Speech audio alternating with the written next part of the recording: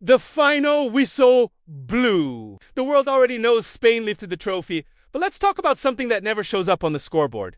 Money, a number that, for a lot of fans, is even more fascinating than the final score itself. Did you know that when Spain's players hoisted that trophy in New Jersey, there was a financial machine running behind the scenes that handed out more cash in a single tournament than most people will see in a lifetime? And here's the part that really messes with your head. The team that lost still walked away with a paycheck so massive it would change most people's lives forever. So if you think only the winning team gets rewarded here, this video is about to flip that idea upside down, because today we're breaking down the entire $871 million prize pool from FIFA World Cup 2026, and we're going to show you exactly how much Spain took home, how much Argentina walked away with, and why that number is bigger than you probably imagine. Before we dive into the numbers, let's clear something up. In our last video, we predicted Argentina would win this final, and honestly, that call didn't age well. But that's the beauty of football. Sometimes it's not the best team that wins, it's the team that seizes the moment. Spain's ability to control possession,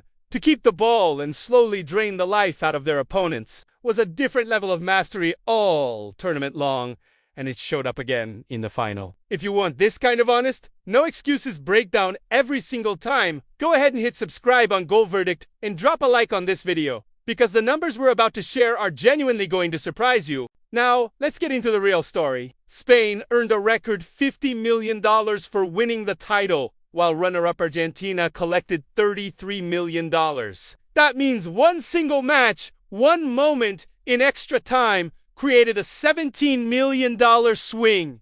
Just think about that for a second. One goal, scored by Ferran Torres, barely 40 seconds into the second half of extra time, was worth an extra $17 million to Spain. This isn't just sport anymore.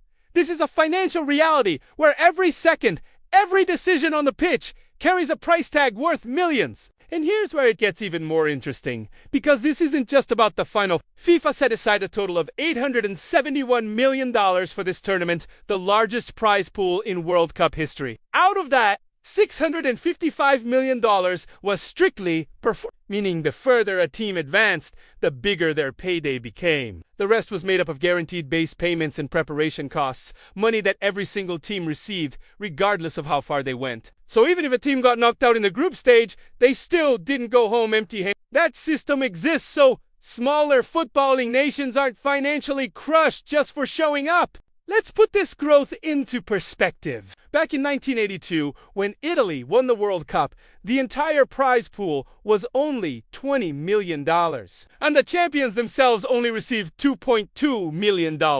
Think about that. What Spain earned this year alone is more than double the entire prize pool of that whole tournament decades ago. When Argentina won in 2022, they took home $42 million, and now, just 4 years later, the champions' prize has climbed to $50 million. That's an $8 million jump in a single World Cup cycle. This tells you exactly how fast money is flowing into this sport. And honestly, the next World Cup might break this record all over again. But why stop at just the top two teams? The full breakdown is even more fascinating. Teams eliminated in the group stage still walked away with $9 million. Round of 32 exits earned $11 million. Round of 16 exits earned $15 million. And quarterfinal losses were worth $19 million. Then fourth place earned $27 million. Third place took home $29 million. The runner-up collected $33 million. And the champion walked away with $50 million.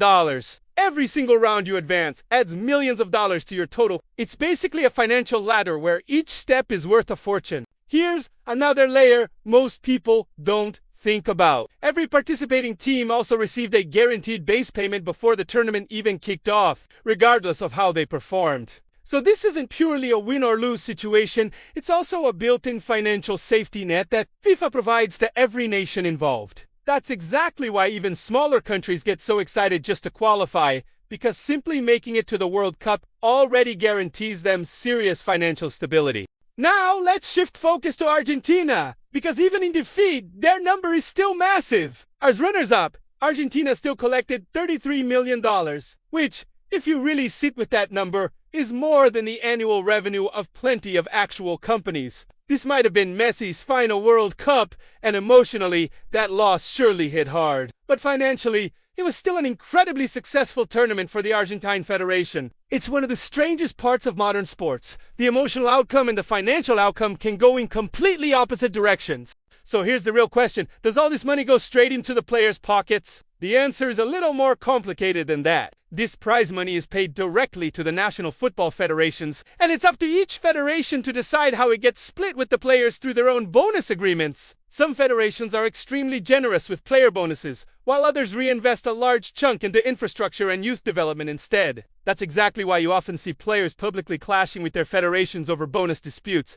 because this split isn't always transparent to the public. After looking at all of this, one thing becomes crystal clear. The World Cup isn't just a trophy competition anymore. It's become a full-blown global financial event where every match, every goal, and every decision carries a real dollar value attached to it. Spain won on the field and broke records in the bank account, while Argentina, despite the emotional heartbreak, still walks away feeling like financial winners in their own right. If you found this breakdown interesting, and you want more honest, data-backed analysis like this, make sure you're subscribed to Goal Verdict, and drop a comment telling us how high you think this number could go by the next World Cup in 2030.